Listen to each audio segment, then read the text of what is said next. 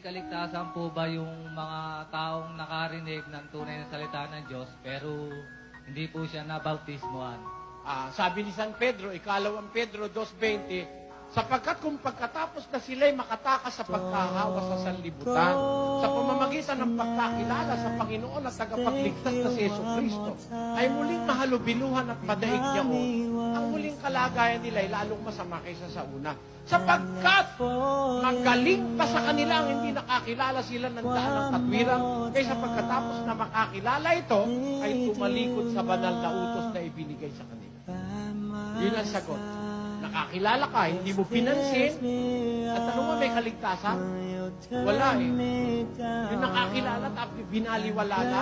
Sabi sa Kawikaan 1:24, sapagkat ako'y tumawag, kayo'y tumanggi.